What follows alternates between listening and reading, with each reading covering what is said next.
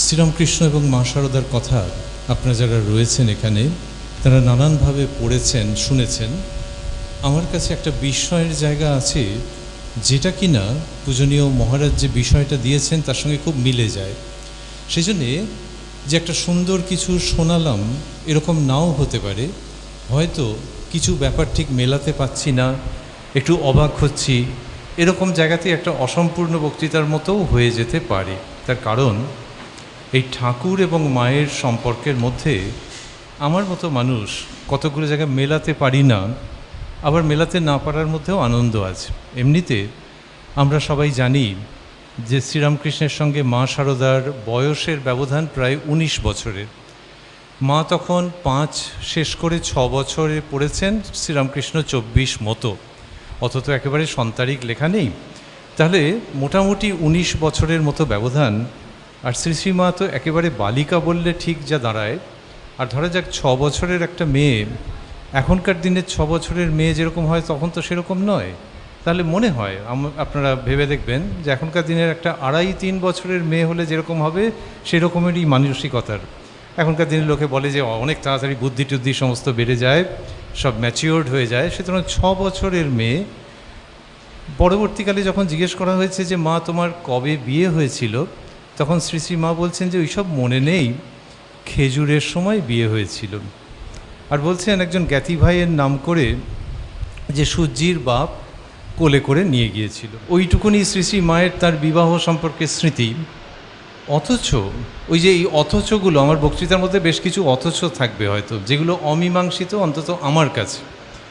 অথচ শ্রীরামকৃষ্ণ বলছেন যে তোমরা বিয়ের পাত্রী দেখতে কোথায় যাচ্ছ? জয়রামবাটিতে কুটো বাঁধা হয়ে রাখা আছে।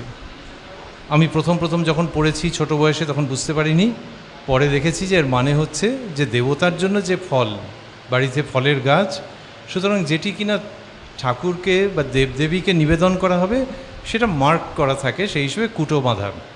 তো শ্রীরামকৃষ্ণ বলছেন কুটো বাঁধা, এটা যদি কোনো গল্প উপন্যাসের মতো হতো যে পাত্রী ওখানে ঠিক হয়ে আছে, তাহলে সেটা একটা দিব্যি গল্প উপন্যাসের মতো হতে পারতো, যে তোমরা কোথায় যাচ্ছ ওইখানেই বিধি নির্দিষ্ট। কিন্তু এখানে পাত্রীর বয়স ৫ কি ৬। এইরকমভাবে শ্রীরামকৃষ্ণ বলছেন যে কুটো বাঁধা হয়ে রয়েছে। তার থেকে মনে হয় যে খুব একটা বড় উদ্দেশ্য নিয়ে এই ব্যাপারটা হচ্ছে। লৌকিক অর্থে বিয়ে বলতে বা বিবাহ বলতে যা বোঝায় এটা সেরকম নয়। যদিও যদি তখনকার ভিডিও থাকতো তাহলে দেখা যেত হয়তো যে লৌকিক অর্থে যা হয় সেরকমই সব হচ্ছে, বাজনাবাদ্যি হচ্ছে।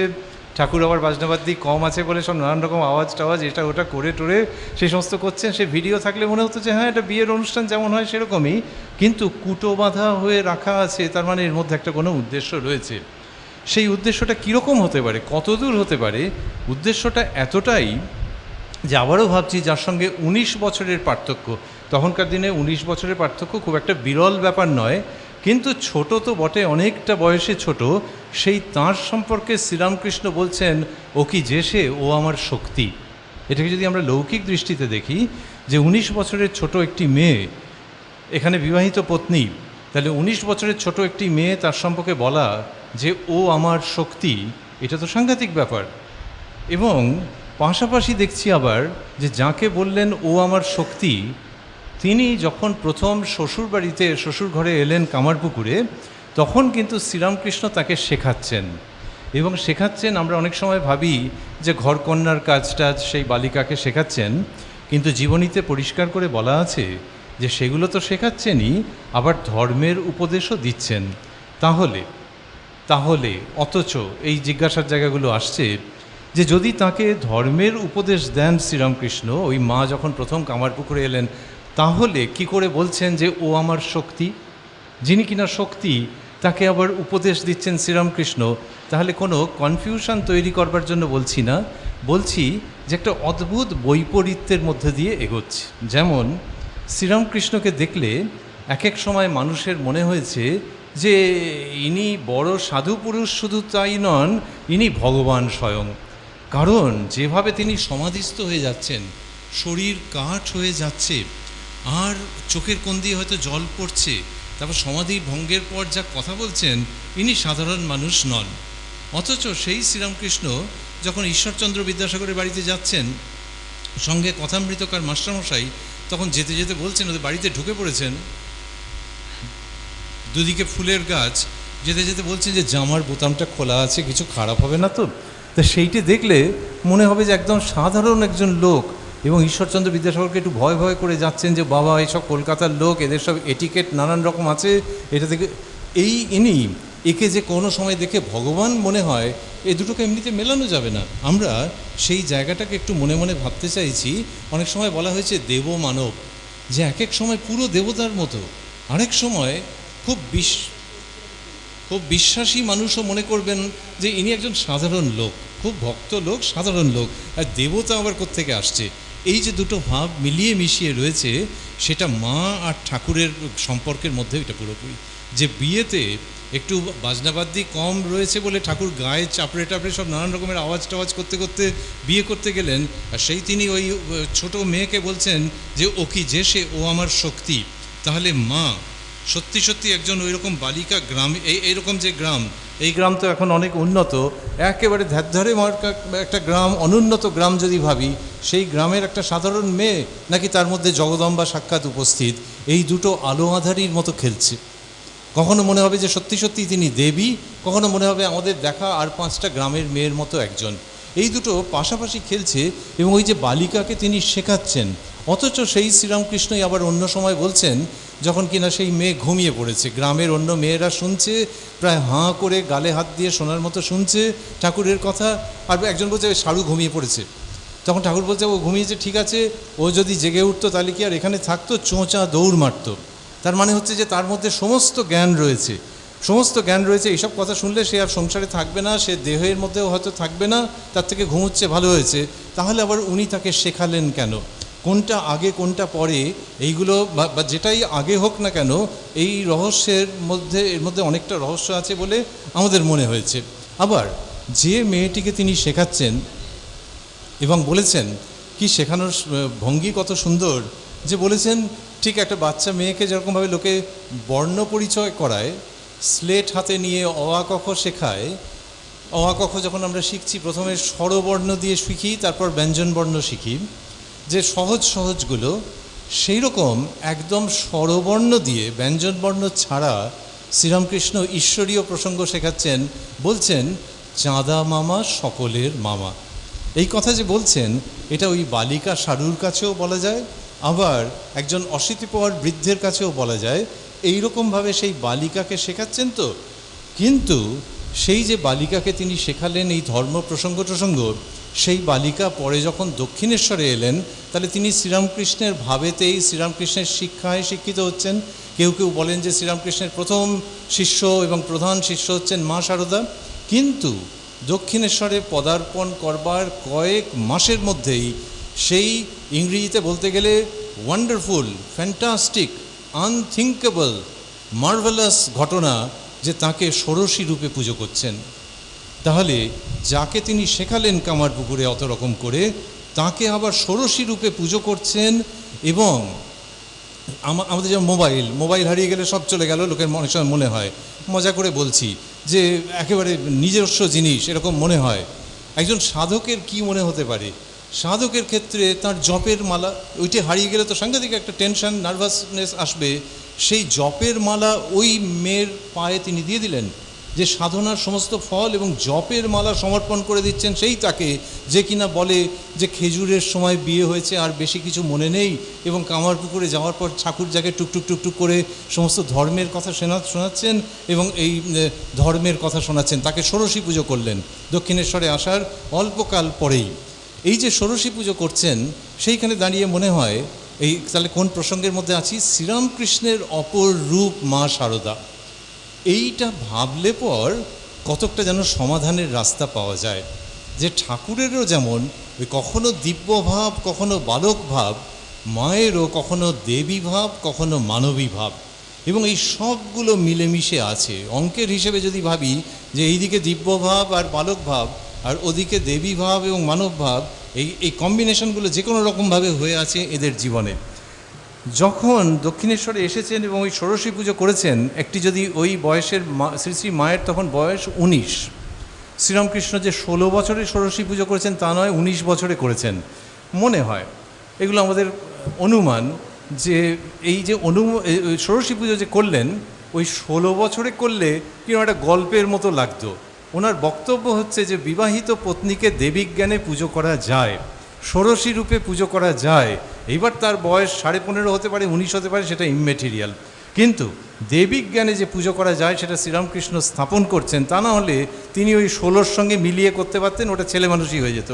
19 বছর বয়সে মাকে যে ষোড়শী পুজো করলেন, তারপরে মায়ের যে ভঙ্গিটা হতে পারত, এটাও আপনাদের কাছে সাবমিট করি, যে ভঙ্গি হতে পারত যে স্বামী দেবতা, লোকে বলে পতি দেবতা, তা পতি দেবতা আবার একে দেবী রূপে পুজো করেছেন এবং সাধন ফল তার পায়ে সমর্পণ করেছেন।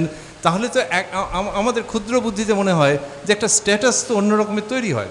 এখন যে এইসব ফেসবুক এতে হতে স্ট্যাটাস, তাহলে ওই যে রাত্রিবেলা ওটা হচ্ছে স্ট্যাটাস বদলে যাচ্ছে তো, যে তিনি দেবী। কিন্তু দেখা যাচ্ছে যে তিনি একেবারে সেই অনুগতা, পতিপ্রাণা, রামকৃষ্ণগত প্রাণা, ঠাকুরের শরীর খারাপের জন্য তারকেশ্বরে হত্যে দিতে যাচ্ছেন, সমস্তটা অ্যাজ ইফ ষোড়শী পুজো বলে কিছু হয়নি। এবং তিনি সেই কামারপুকুরের মেয়েটি ভয়ে ভয়ে ভয়ে ভয়ে দক্ষিণেশ্বরে এসেছেন এবং স্বামীর কাছে রয়েছেন মহা আনন্দে। সেই রকম মনে হচ্ছে যে ওই ষোড়শী পুজো করলে যে এলিভেটেড স্টেটাস হয়ে যায়, সেই মানবী ভাব, বালিকা ভাব আবার কি সুন্দর সমন্বয় করছে। যে কাউকে যদি দেখানো হতো যে এই যে দেখো ইনি যে স্বামীর সেবা করছেন, এই স্বামী একে পুজো করেছেন, কেউ বোধহয় বিশ্বাসই করতো না যে পুজো করেছেন, কিন্তু তিনি এরকম অনুগতা স্ত্রীর মতো সমস্ত কিছু করছেন। গেঁড়ি গুগলি, মা বলছেন মারবো কি মারবো না, কেমন যেন লাগছে, ঠাকুর বলছেন তুমি আমার জন্য করবে, তো সেই সমস্ত স্যাক্রিফাইস করছেন যাকে কিনা ষোড়শী পুজো করা হয়েছে।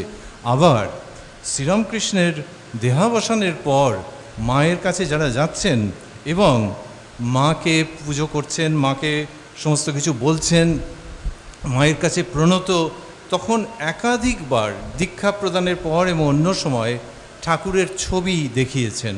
ঠাকুরের ছবি তো তার তো একটা বিশাল গুরুত্ব। যাকে তিনি চর্মচক্ষে দেখেছেন তাকে আবার পটে দেখেছেন, বলছেন ছায়া কায়া সমান। সেই ছবি দেখিয়ে বলেছেন ওই উনি গুরু, একেবারে পরিষ্কার করে একাধিকবার বলেছেন ওই উনি গুরু। তাহলে যাকে ওই উনি, আবারও পুনরুক্তি করে ফেলছি হয়তো, যে যাকে ষোড়শী পুজো করেছেন সেই তিনি বলছেন, ইংরেজিতে বলতে গেলে ইন নো আনসার্টেন টার্মস, যে ওই উনি গুরু। এই মিলেমিশে মিলেমিশে থাকছে জিনিসগুলো। আগে যে সোয়েটার বোনা হতো, এখন তো আর সেরকম করা হয় না, একটা সোজা একটা উল্টো এরকম নানান রকমের যে ডিজাইন থাকতো, ঠিক ঠিক ঠিক ঠিক করলে সোয়েটার ঠিকঠাক হলো, আর নাহলে কীরকম ফাঁক ফাঁক হয়ে যাবে। এইখানে ওই রকম ডিজাইনে সোজা উল্টো করে রাখা আছে, যে কোথাও মনে হবে যে তিনি দেবী, কোথাও মনে হবে একেবারে বালিকা, কোথাও মনে হবে অনুগতা স্ত্রী, এই সমস্তটা মনে হচ্ছে। এবং শ্রীরামকৃষ্ণের যেমন নানান রকমের রূপ, কোনো এক সময়তে শ্রীরামকৃষ্ণের মূর্তি গড়ার সময় তার সন্তান বলেছিলেন যে কোন মূর্তিকে অনুমোদন করব, তাই তো দিনের মধ্যে এক এক সময় তার এক এক রকমের রূপ দেখেছি। এই রূপ দেখেছি মানে কি মাথার চুলের কায়দা, দাড়ি, জামা কাপড়, তা নয়। তার মানে হচ্ছে আমাদের যেটা মনে হয় যে কখনো একেবারে বাচ্চা ছেলের মতো, কখনো সিংহের মতো তিনি আচার্যের আসনে, কখনো পুরোপুরি সমাধিস্থ। তাহলে কোন রূপটা আমি অনুমোদন করব? শ্রীরামকৃষ্ণের অপর রূপ, পরিপূরক যে মা, তাঁরও এই নানান রূপে তিনি আমাদের কাছে প্রতিভাত হচ্ছেন। এবং এইটা বারবার মনে হয় যে ওই রূপটা বোঝা খুব শক্ত। স্বামী শারদানন্দজি বলেছিলেন গানে গানে যে কি বলবো, মানে আমি জাস্ট ফেল করে গেছি। আমি এতদিন তার সঙ্গে থেকেছি, অনেক তাকে বোঝবার চেষ্টা করেছি। শারদানন্দজি বলছেন অনেক বোঝবার চেষ্টা করেছেন, মানে উনি তো খুব স্কলার ছিলেন, হয়তো শাস্ত্রের সঙ্গে মিলিয়ে ও করে লাস্টে বলছেন জাস্ট আমি হেরে গেছি, আমি কিচ্ছু বুঝতে না পেরে এখন হার মেনেছি। মহারাজ গানে গানে এই কথা বলছেন। শশী মহারাজজির পুণ্য জন্মস্থানে আমরা রয়েছি এবং মহারাজের জন্মতিথির আবহের মধ্যেই রয়েছি। হিসাব মতো বোধহয় আজকে সকাল পর্যন্ত, ভোর পর্যন্ত জন্মতিথি ছিল। সেই আবহের মধ্যে আমরা রয়েছি যখন শশী মহারাজজি মায়ের দাক্ষিণাত্য ভ্রমণের সমস্ত বন্দোবস্ত করেছেন। এই যে বোঝা যায় যে এমনি বালিকা মতো বা সাধারণ মেয়ে বা স্ত্রী তার মতো দেখাচ্ছে, কিন্তু তার মধ্যে যে অন্য কিছু আছে, এগুলো এমন চকিতে আসে।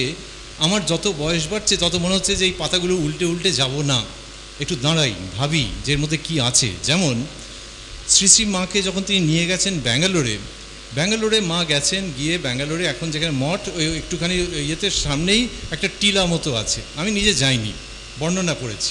টিলা মতো আছে, একটু উঠতে গেলে একটু কষ্ট করতে হয়। তো সেইটাতে মা উঠেছেন এবং সূর্যাস্ত দেখবেন বলে। এইবার একজন এসে ক্যাজুয়ালি খবর দিয়েছেন যে মা ওইখানে উঠেছেন এরকম ভাব, শশী মহারাজের থলথলে চেহারা, এবং ওই টিলাটাতে উঠতে একটু কষ্ট হতো। উনি একেবারে হুড়মুড় করে সেখানে গেলেন, আর যখন ওটা শুনলেন যে মা ওখানে উঠেছেন, তখন শশী মহারাজের উক্তি হচ্ছে, মা পর্বতবাসিনী হয়েছেন। বিশ্বাস করুন, আমি ভাবি যে জীবনে সেই সময়গুলো নষ্ট করেছি যখন এইগুলো পাতা উল্টে উল্টে পড়ে গেছি।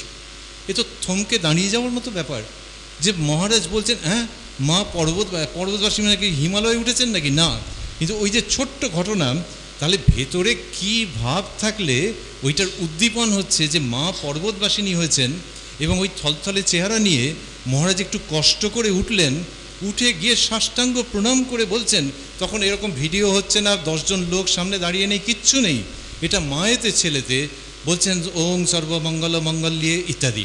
এই যে স্তব করছেন মহারাজ, কি অসাধারণ সেই মুহূর্ত যে দেবী পার্বতী মা দুর্গা স্বয়ং, তার সঙ্গে আপনারা মিলিয়ে নিন, আমিও মেলাচ্ছি ভাবতে ভাবতে বলতে বলতে, যে স্বামীজি বলেছেন জ্যান্ত Durga, here is the living goddess Durga, এবং তিনি ওই টিলাতে উঠেছেন, তাতে মহারাজের এমন উদ্দীপন হচ্ছে, উনি বলছেন বইতে লেখা আছে মা পর্বতবাসিনী হয়েছেন বলে সেখানে গিয়ে ওই মায়ের স্তব করছেন। সুতরাং খেজুরের দিন ইত্যাদি সত্য, তার বালিকা ভাব সত্য। নহবতে গঙ্গায় যে মেছুনিরা যেত, সেই মেছুনিরা চুবড়ি টুবড়ি মায়ের কাছে রেখে যেত। ঠাকুর মেছুনিকে নিয়ে নানান গল্প টল্প বলেছেন, কিন্তু মায়ের কাছে মোস্ট ওয়েলকাম তারা, এবং সব রেখে টেকে যেত, তারপর গিয়ে মাছ টাছ ধরে এসে আবার মায়ের কাছে এসে সব গল্প করতো।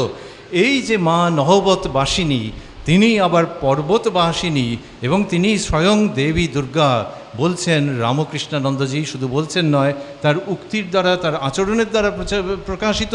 যখন শেষের দিকে একেবারে শরীর খারাপ, চূড়ান্ত শরীর খারাপ, তখন শ্রী শ্রী মায়ের দর্শন পেলেন, সেটা তবু আলাদা করে রাখছি। কিন্তু তার আগে যখন বলছেন যে মা পর্বতবাসিনী হয়েছেন বলে ওই বাল্কি বডি নিয়ে মহারাজ গিয়ে মায়ের সামনে সাষ্টাঙ্গ হচ্ছেন, তখন বুঝতে পারা যায় যে যে প্রসঙ্গের মধ্যে আছি এর মধ্যে দেবী ভাব যে উঁকি মারছে, এটা যদি না আমরা ধরতে পারি, then we are missing something. কিন্তু সেটাকে খুব কায়দা করে লজ্জা পটাবৃতা, একটা কায়দা করে একটা আবরণ মাত্র দেওয়া আছে, একটা আবরণ মাত্র দেওয়া আছে। এবং আবারও বলছি যে আবার একটু উল্টো দিকের কথা বলি, বোঝা যায় না, জানেন, বোঝা যায় না, এইটি একটা অদ্ভুত ব্যাপার। আমাদের উপনিষদে বলা হচ্ছে যে হে সত্য সূর্য, তোমার মুখ সোনার থালা দিয়ে আটকানো আছে, দয়া করে সেটি অপসারণ করো, যাতে আমি তোমার সত্যস্বরূপ দেখতে পেয়ে ধন্য হই। কাব্যিক ভাষায় বলা আছে, বক্তব্যটা হচ্ছে সত্যের মুখটাকে একটু আলাদা করা থাকে, একটু আবৃত করা থাকে। সাধক বা সাধিকা নিজের প্রয়াসের দ্বারা এবং তার কৃপার দ্বারা ওইটিকে অপাবৃত, ওইটিকে সরিয়ে নিলে তবে দর্শন হয়। এই যে মাকে যদি কেউ দেবী বলে ভাবেন, এবং সেই দেবী বলে ভাবাটা যদি খুব বেশি হয়ে যায়, তখন মা আপত্তি করছেন, এবং খুব স্ট্রং ভাষায় আপত্তি করছেন। এই যে দেবী ভাব তিনি বেশি প্রকাশ করতে চাইছেন না, দেবী ভাব প্রকাশ করতে চাইছেন না যে আমি তোমার মা সেইভাবে। আর তুমি কি ঠাকুরের কথা ভুলে গেলে নাকি যে আমাকে অত প্রশস্তি করছো? যখন ওনার অসুখ হয়েছে আর দেহাবসানের বেশি দিন নেই, তখন একজন ভদ্রমহিলা এসে বলছেন, তুমি জগদম্বা, তুমি সব, এরকম মাকে বলছেন। মা কয়েকবার তাকে নিরস্ত করবার চেষ্টা করলেন, কিন্তু করতে তিনি বলছেন, না তুমি সব মা। এটি যখন বলছেন, খুব কড়া ভাষা বলেছেন, এটা খুব কমই মা বলেছেন, কিন্তু তাকে নিরস্ত করবার জন্য এবং অবশ্যই আমাদের শিক্ষার জন্যে মা তাকে বলছেন, যাও যাও জগদম্বা। তিনি দয়া করে পায়ে আশ্রয় দিয়েছিলেন বলে বর্তে গেছি, তুমি জগদম্বা, তুমি হেন, বেরো এখান থেকে, এই কথা বলেছেন। এত দূর পর্যন্ত ফ্লেয়ার আপ করছেন যে ওই জগদম্বা সত্তার কথা বারবার যখন বলা হচ্ছে, তখন ঠাকুরের কথা। আমরা রয়েছি কোন আলোচনায়? আমরা রয়েছি শ্রীরামকৃষ্ণের অপর রূপ মা শারদা, সেইখানে আলোচনায় রয়েছি। আর রয়েছি এই যে গল্পের মতো, এই যে বলে মহারাজ চিৎকার করে উঠলেন, এ তো নাটকে তো এরকম দেখা যায়, বাস্তবে ঘটেছে। নাটকের আরেকটা কি ভাষা আছে, শব্দ আছে, তাকে বলা হয় লীলা। যখন এই দিব্য নাট্য অভিনীত হচ্ছে, তখন তাকেই বড়রা লীলা বলেছেন। এই লীলার মধ্যে দেখছি এই রকম চলছে, এক একবার এক এক রকম রূপে আবির্ভূত হচ্ছেন তিনি। কিন্তু তার মধ্যে মনে রাখছি যে ওই লীলাটা সংগঠিত হবে বলেই ওই কুটো বাঁধা হয়ে রাখা আছে কথাটা বলা। আর কি, ঠাকুর দেহাবসানের আগে মাকে বললেন, এ আর এমন কি করেছে, তোমাকে ঢের বেশি করতে হবে। মনে হয় কুটো বাঁধার সঙ্গে ওইটা জুড়ে দিলে পুরোটা পাওয়া যাবে, যে একেই মা ঠাকুর রেখে দিচ্ছেন যে ইনি আরও কিছু করবেন, এবং সেটা ঠাকুরের ইচ্ছে যে এ আর এমন কি করেছে, তোমাকে ঢের বেশি করতে হবে। মা শারদা চমকে উঠলেন যে আমি মেয়ে মানুষ। তখন ঠাকুর বলছেন, না না, ওই রকম বললেন যে অনেক বেশি করতে হবে, কলকাতার লোকগুলো অন্ধকারে পোকার মতো কিলবিল করছে, তুমি তাদের দেখো। আর কি হলো? আর হলো বললেন যে কি সুন্দর করে বলা, কে বলছেন? ওই ঠাকুরের অপর রূপ মা শারদা। তিনি বলছেন, বাবা জানো তো, ঠাকুরের জগতের প্রত্যেকের উপর মাতৃভাব ছিল, সেই ভাব বিকাশের জন্য এবার আমাকে রেখে গেছেন। তাহলে এটা হচ্ছে ব্রিজ, যে ব্রিজ দিয়ে বোঝা যাচ্ছে যে ঠাকুর মাকে রেখে গেছেন ওই মাতৃভাব বিকাশের জন্য। তার মানে শ্রীরামকৃষ্ণের ইংরেজিতে যাকে বলে এক্সটেন্ডেড সেলফ, এক্সটেন্ডেড সেলফ হচ্ছেন মা শারদা, ওই শ্রীরামকৃষ্ণের প্রসারিত রূপ হচ্ছেন মা শারদা। এই মা শারদার সম্বন্ধে ভাবতে গেলে আমাদের মাঝে মাঝে দুরকম হয়। ওই যে যেহেতু অপর রূপ, এটা আমরা ভাবছি, কেউ কেউ ভেবেছেন, এখনও ভাবেন যে মা শারদা মানে শ্রীরামকৃষ্ণের সহধর্মিণী। ব্যাস ঠিক আছে, শ্রীরামকৃষ্ণের সহধর্মিণী, খুব পবিত্র চরিত্রের একজন রমণী। এইটা একদিন বাড়াবাড়ি হয়ে গিয়েছিল। বাড়াবাড়ি হয়ে গিয়েছিল কোথায়? শারদানন্দজি মহারাজের সঙ্গে একজন কথা বলছে, মহারাজ নিশ্চয়ই সেই অনুমতি দিতেন, সেইভাবে কথা বলছেন। তিনি বলছেন, হ্যাঁ, শ্রীরামকৃষ্ণকে ভগবান অবতার বলে মনে হয়, কিন্তু মায়ের সম্বন্ধে তা শারদানন্দজি দু একবার বোঝাবার চেষ্টা করলেন। তারপরে রেগে গিয়ে, স্নেহের রাগ, বললেন যে তোমার ঠাকুরকে অবতার বলে মনে হয় আর মাকে সেরকম মনে হয় না, তোমাকে মনে হয় যে অবতার একজন ঘুঁটে কুড়ুনির মেয়েকে বিয়ে করেছিলেন নাকি?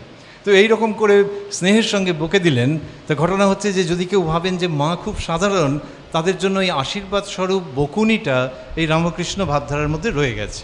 আবার যদি কেউ ভাবেন যে মাই সব, মাই বড়, সেটাও আবার একটা এক্সট্রিম। আজকাল যে শব্দ এসছে এক্সট্রিমিজম, আমরা অনেক সময় না জেনে এই এক্সট্রিমিজমের মধ্যে পড়ে যাই যে মাই বড়।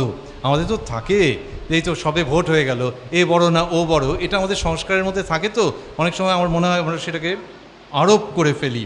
এই আরোপটা করার জায়গাটা মনে হয় নেই। কেউ কেউ বলেন যে ঠাকুর তো মাকে পুজো করেছেন। এটি যেমন সত্যি, তেমনি যে একটু আগে আমরা স্মরণ করলাম যে মা আবার ঠাকুরের জন্য যা করছেন সে তো একেবারে অন্যরকম, একেবারে অন্যরকম, নিজেকে শরীর মন সমস্ত দিয়ে দিচ্ছেন। আর ওই যে ঠাকুর বললেন যে এ আর এমন কি করেছে, তোমাকে এর ঢের বেশি করতে হবে, ওইটাই হচ্ছে ভাব যে ঠাকুর পারছেন না। তার এমন একটা শুদ্ধ সত্য অবস্থা শরীরে, না হলে আপনারা ভেবে দেখবেন একটা গল্পের মতো হয়ে যেত যে দুজনে একই রকম। সেরকম কখনো হয় নাকি? সেরকম তো হওয়ার কথা নয়। তো সেই জন্য ওই ঠাকুর যেন একটা লেভেল পর্যন্ত যাচ্ছেন, তার বেশি আর যেতে পারছেন না। কি সুন্দর করে বলছেন যে নিতাই ঘরে ঘরে গিয়ে নাম দিয়েছে, কিন্তু আমার যেতে গেলে গাড়ি করে যেতে হয়। গাড়ি মানে ঘোড়ার গাড়ি। এই যে একটা অবস্থা, তার শরীর ওই রকম। যখন সমাধিস্থ, তার শরীর টলছে, তখন কেউ ধরতে যাচ্ছেন, সবাইয়ের কাছে ধরতে পারছেন না, হাত সরিয়ে নিচ্ছেন, যে একবারে শুদ্ধ সত্য না হলে গায়ে হাত দিতে পারবে না। এই যে অবস্থাটা, এই তো চমৎকার। আর সেখানে মা বলছেন যে ছেলে যদি ধুলো কাদা মাখে, আমাকেই তো, ওই যে বলে সঙ্গত। সঙ্গতে আমরা অনেক সময় ভাবি যে যিনি কিনা গান করছেন তার নামটা বললাম, সঙ্গত যে করছে ভুলেই গেলাম। পরে আবার বললাম যে মাফ করবেন, সঙ্গতে ছিলেন অমুক। আমার সঙ্গত শব্দটা বেশ ভালো লাগে, এর কাছাকাছি শব্দ হচ্ছে সঙ্গত। তাহলে সঙ্গত রূপে সঙ্গত করা, সেটা হচ্ছে ঠাকুর এবং মা। এদের দুজনের জীবনটা হচ্ছে ঠিক ওই রকম। তবেই সেই অনুপম দিব্য সঙ্গীত তৈরি হচ্ছে। এর মধ্যে কাউকে ছোট কাউকে বড় ওরকমভাবে আমরা করতে পারি না। আর ওই যে বলছেন, ঠাকুর বলছেন ও আমার শক্তি, তাহলে কে ছোট কে বড়? কিন্তু মা নিজে বলছেন আমরা কি আলাদা? মায়ের কথা থেকে আমরা পাচ্ছি আমরা কি আলাদা? ঠাকুর ও আমাকে অভেদ দেখবে। মা পরিষ্কার বলেছেন, এ কিন্তু সেই 19 বছরের ছোট মেয়ে নয়, এ কিন্তু সেই খেজুরের সময় বিয়ে হয়েছিল আর ওর বাপ আমাকে কোলে করে নিয়ে গেছিল সেই রকম বলা মেয়ে নয়। এইখানে সেই গুরু শক্তি প্রকটিত হচ্ছে এবং তিনি বলছেন ঠাকুর আর আমাকে অভেদ দেখবে। এর উপর দিয়ে তো কোনো কথা হয় না। বলা হয় যে অবতার যখন আগমন করেন তখন তিনি সশক্তিক আগমন করেন, শক্তিকে নিয়ে। শুধু রামকৃষ্ণ সারদার ক্ষেত্রে আমাদের মনে হয় এটা বৃত্তের মতো আছে, যে যদি মাকে দেবীভাবে নেওয়া যায়, তারপর যদি জীবনটাকে অনুসরণ করা যায়, দেখা যাবে সাধারণ ঘরের বউয়ের মতো, তারপর দেখা যাবে একেবারে বাচ্চাদের মতো কেমন কেমন হয়ে গেলেন, তারপর ফট করে আবার দেবী ভাবটা সেখান থেকে ফুটে উঠছে। একটা ঠিক বৃত্তের মতো এরকম হয়ে রয়েছে। এইটা এই ঠাকুর এবং স্বামীজির ঠাকুর এবং মায়ের মধ্যে এই পুরো এই জিনিসটা রয়েছে। এবং ওই যে মা ঠাকুর বলছেন যে ও আমার শক্তি, আবার মা বলছেন উনিই সব, বৃত্তটা সম্পূর্ণ হচ্ছে। শারদানন্দজি মহারাজ স্তোত্রের মধ্যে যেটা লিখলেন, ওইটা ঠাকুর ওই উপমাটা ব্যবহার করেছেন অন্য অর্থে।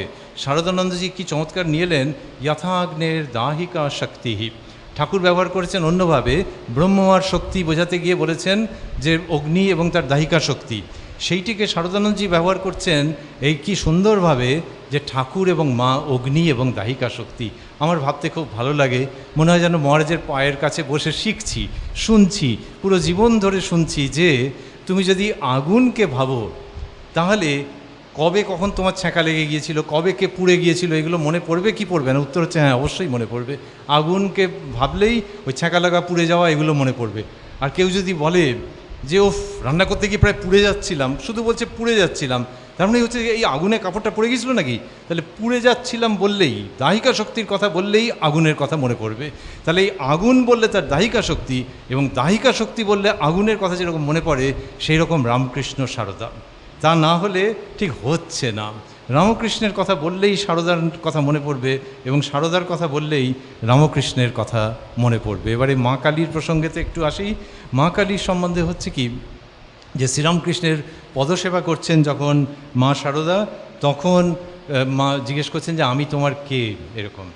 তা ওই জন্যই বলছিলাম যে এটা এই বক্তা নতুন কিছু বলছে তা নয়, আপনাদের সঙ্গে স্মরণ করছি। তখন ঠাকুর বলছেন যে মা মন্দিরে আছেন, যিনি এই শরীরের জন্ম দিয়েছেন আর ইদানিং নহবতে বাস করছেন, এই পর্যন্ত ঠিক ছিল। তারপরেরটা হচ্ছে যিনি পদসেবা করছেন, তিনজনকে এক বলে দেখতে পাই। সাংঘাতিক কথা তো।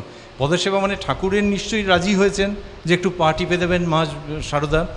সেই মা, তার সঙ্গে যাকে না পেয়ে তিনি গলায় খাঁড়া দিতে গিয়েছিলেন, এই দুটি এদেরকে এক করছেন এবং সঙ্গে সঙ্গে নিজের জন্মদাত্রী মাকে এক করছেন। শুনলে চমকে চমকে উঠতে হয় যে যিনি পদসেবা করছেন বলছেন যে তোমাকে ইনিই ষোড়শী পুজোয় সমস্ত আত্মসমর্পণ করেছিলেন। কি অপূর্ব জীবন লীলা, এই কথা তিনি বললেন। তাহলে ওই যে মা সারদার সঙ্গে মা কালীর অভেদত্ব, আবার ওই মা কালীর সঙ্গে শ্রীরামকৃষ্ণের অভেদত্ব আছে, এটির কথা বলছেন রামকৃষ্ণানন্দজি স্বয়ং। তিনি বলছেন, যিনি ঠাকুরের দেহধারণ করেছিলেন তিনি মা কালী ভিন্ন অন্য কেহ নন। তিনি ভগবান রামকৃষ্ণ রূপে অবতীর্ণ হয়েছিলেন ও মানব জাতির উপর আশীর্বাদ বর্ষণ করেছিলেন। তাহলে এই যে মা কালীর সঙ্গে যদি শ্রীরামকৃষ্ণের অভিন্নতা থাকে, আবার যদি শ্রীরামকৃষ্ণের উক্তি মতো ওই মা কালী আর যিনি পা ম্যাসাজ করে দিচ্ছেন, এরা যদি এক হয়ে থাকেন, তাহলে আর বলার কিছু থাকে না। A is equal to B, B is equal to C, তার মানে A is equal to C. এই জায়গাতে এসে আমরা পড়ছি যে ঠাকুর এবং মা আসলে অভেদ সত্তা। মায়ের অন্যতম মন্ত্র শিষ্য স্বামী বিশুদ্ধানন্দজি মহারাজ বলছেন, শ্রী শ্রী মাকে কোন দৃষ্টিতে দেখছেন, শ্রী শ্রী মাকে ঠাকুর কোন দৃষ্টিতে দেখছেন? আমার মনে হয় তিন রকমভাবে। শিষ্যরূপে উপদেশ করছেন, পতিব্রতা রূপে পদসেবার অধিকার দিয়েছেন, এবং সাক্ষাৎ জগদীশ্বরী রূপে পূজা করছেন। এ পৃথিবীর ধর্মের ইতিহাসে আগে ছিল না, ভবিষ্যতে হবে কিনা আমার অন্তত জানা নেই। কিন্তু বলছেন শিষ্যরূপে উপদেশ করছেন, ব্যাক টু কামারপুকুর, পতিব্রতা রূপে পদসেবার অধিকার দিয়েছেন, এবং সাক্ষাৎ জগদীশ্বরী রূপে পুজো করেছেন। দুটি দক্ষিণেশ্বরে ঘটছে। তাহলে এই যে যাকে কিনা তিনি পতিব্রতা মেয়ে হিসেবে দেখছেন, তাকে পদসেবারও অধিকার দিচ্ছেন, আবার তাকেও জগদীশ্বরী রূপে পুজো করছেন। কি চমৎকার! নতুন যুগের সূচনা হচ্ছে বলে মনে হয়। পূজনীয় বিশুদ্ধানন্দজি তারপর বলছেন এইটা আরও বিস্ময়কর, যে শ্রী শ্রী মাও তাঁকে পতি, গুরু এবং ইষ্টরূপে সেবা পুজো করেছেন। শ্রী শ্রী মায়ের দিক থেকেও ওই রকম। তাই জন্য বলছিলাম যে শ্রীরামকৃষ্ণের অপর রূপ কিন্তু একটা হালকা আবরণের মধ্যে রাখা আছে। তুমি যদি একটা দিক দেখে ভাবো তাহলে ঠিক হবে না। তার কৃপায় পুরোটা উন্মোচিত হলে এদের এই যুগল লীলাকে বুঝতে পারা যাবে। এই যুগল লীলা যাতে বুঝতে আমরা ভুল না করি, আমাদের সাধ্যায়ের যাতে, আমাদের মনোনিবেশের যাতে ত্রুটি না থাকে। স্বামী বিজ্ঞানানন্দজি মহারাজ বলছেন যে ঠাকুর আর মাকে অভেদ দেখবি বলে এক জায়গায় বলছেন, কি সুন্দর করে, এটা আরেকটা এখনকার ভাষায় বলে পার্সপেক্টিভ, দৃষ্টিকোণ। মনে রাখবি, ঠাকুরের কৃপা না হলে মাকে পাওয়া যায় না, আবার মায়ের কৃপা না হলে ঠাকুরকে পাওয়া যায় না। তাহলে আমরা কোন অধিকারে ছোট বড় বলবো? এই অদ্ভুত সমীকরণের কথা মহারাজ বলছেন। গঙ্গা তীরে বসে আছেন যোগিন মা, মনের মধ্যে নানান রকমের এলোমেলো সমস্ত চিন্তা উঠছে। সেই সময় খালি চোখে দেখছেন যে ঠাকুর শ্রীরামকৃষ্ণ এসে উপস্থিত হয়েছেন, হয়ে যোগিন মাকে বলছেন ওকে আর একে অভিন্ন জানবে। তো এইরকমভাবে ঠাকুর বলছেন যাতে মনের মধ্যে কোনো সন্দেহ না থাকে। মায়ের আরেক অনুগত শিষ্য বিরজানন্দজি মহারাজ মায়ের কাছে বলছেন এক সময় একটু আক্ষেপের মতো করে যে মা, ঠাকুরের দর্শন পেলুম না, কি যে হবে। ফস করে মা বলছেন ঠাকুরের দর্শন তো পেয়েছো। এই অদ্ভুত কথা, ঠাকুরের দর্শন তো পেয়েছো। এই মঞ্চে দাঁড়িয়ে দেখুন আপনাদের সঙ্গেই আমার ভাবতে ইচ্ছে করছে কে বক্তা কে শ্রোতা। আমরা সেই মহান ভাবের পাদমূলে বসে রয়েছি যেখানে কিনা বিরজানন্দজিকে মা বলছেন যে ঠাকুরের দর্শন তো পেয়েছো। তার মানে মাকে দর্শন করা মানেই ঠাকুরের দর্শন করা, আর তো কিছু বলতে বাকি রাখলেন না। ইয়েতে কি বলে, আমাদের হয় কি অনেক সময়তে একটা গানে আছে, এই দুটো কথা বলে শেষ করি। একটা গানে আছে, আপনারা শুনেছেন হয়তো, ঠাকুরের পাশে ঠাকুরানী মোর, শিব পাশে যেন শিবানী। এই যে ছবি ইনকমপ্লিট থাকবে যদি একজনকে ভাবো, আবার ছবি ইনকমপ্লিট থাকবে যদি একজনকে বড় আর একজনকে ছোট ভাবো। কে ঠাকুরই মনে হয় এই কথা লিখিয়েছেন, ঠাকুরই মনে হয় সুর দিয়েছেন। আপনারা যারা শোনেননি ইউটিউবে পরে শুনতে পারেন। ঠাকুরের পাশে ঠাকুরানী মোর, শিব পাশে যেন শিবানী, এই কথা বলেছেন। আর শেষে বলি, কালকে আমি কামারপুকুরে ছিলাম, কালকে রাত্রিও ঝিপঝিপ ঝিপঝিপ করে হঠাৎ বৃষ্টি হতে আরম্ভ করলো। এই বর্ষাকালে এরকম তো হয় যে হঠাৎ হঠাৎ বৃষ্টি হতে আরম্ভ করে, কোনো সময় বোঝা যায় না।